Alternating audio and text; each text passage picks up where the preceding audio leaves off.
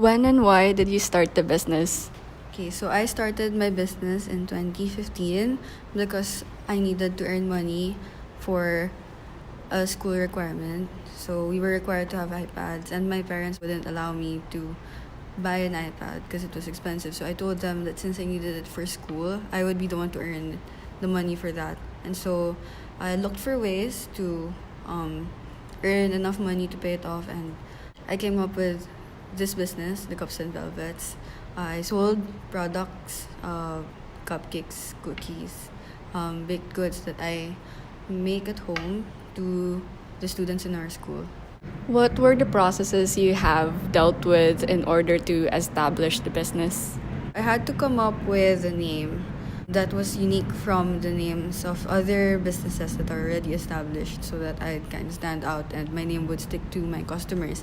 Second is I had to come up with a logo as well, something that would create an identity for my business.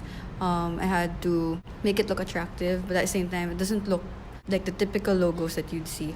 Next is I had to create an identity for my products. When you taste it, when you see it, it's like, oh, this is Cups and Velvets. I made like stickers and like tags that I can put on my products. Usually, they have tags that have verses on them, like quotes. Next is I had to be able to market this properly to like students. I created a Facebook page, Instagram page, although it's not that active at the moment because I'm still fixing stuff right now. I created that page so I can post like photos of my products online so that they'd be able to see how they look like. When you see things, like it gives you a sense of what you're getting. Aside from that, I decided to like make the business legit. So we decided to register it in BTI, then barangay, the mayor's office, then BIR. Still an ongoing process. We're not yet done making it legit. What were the complications faced while running the business? There are a lot of businesses that are more established than mine. They sell the same products that I sell. So one of the complications that we faced is that people would tend to trust their brands more than mine, of course. I mean, why would you trust a startup if you have like more established businesses out there already? Next is some of them would like question if like, oh, is this safe, or how did you make this, or what products, ingredients did you use? Since it's food, we have to make these safely. So we have to make sure that the process in making the food, it's safe for people to eat. It won't get sick. The ingredients are handled, prepared properly, so that people wouldn't get sick. If people get sick and it's because of a product, that would mean my business would die. It's not even established yet. Then other times there would be customers who would order in bulk. These people who order in bulk, there are times when we don't have enough ingredients to be able to like give them what they are asking for their order. The ingredients that I have at home, it's not enough to carry out what they asked for. Sometimes there would be conflicts also regarding what we have agreed on, like how many pieces, what's the packaging. And then also there were times when like the ingredients that we needed for a certain event, when you went to our supplier to get them, they weren't available. There was a lack of ingredients, which means that I cannot give what the customer is asking for. So I had to look for other ways to attain those ingredients. Why did you decide to still pursue the business despite the conflicts that you've mentioned?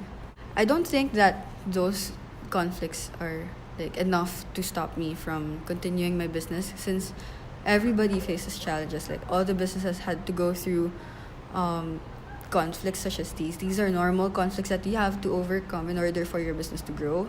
And these are challenges that are supposed to help you make your business more established, like more known, and it tests your ability to be more flexible in that kind of environment, and as well as to be more creative. And it also shows how passionate you are with what you're doing. So, what were your resolutions to your problems? One way that I solved the lack of ingredients was to keep an inventory for myself. So I always check that every month to see what I have and what I do not have. So I have time to go out and buy the ingredients that I need, so that when someone buys or someone orders from me, especially the big orders, I have enough ingredients.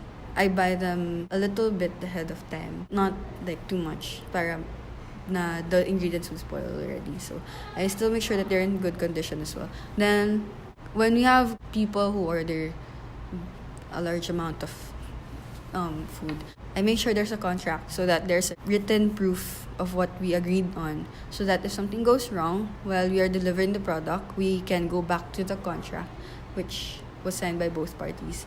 So that's what we will follow. Next is since there are a lot of like more established coffee shops, bakeries, I made sure that I marketed my products well as to my target market, which is like students, teachers. It's not as expensive or as the more established ones, so that's one of the things that I have. And the flavor, the packaging is different too.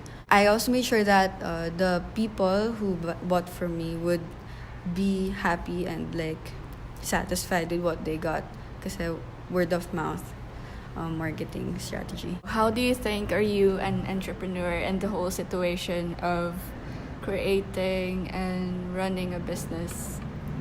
I was able to come up with something that wasn't there in our family. I was the one who started something from scratch, and I faced challenges and then worked my way through them in other creative, more resourceful ways than the usual. You know, you don't just stop with what you have, you go further. So when you see something that's there, you try to turn it into something different, like something more, something that would attract your customers to you, that would like set me apart from the other existing and more established coffee shops and bakeries.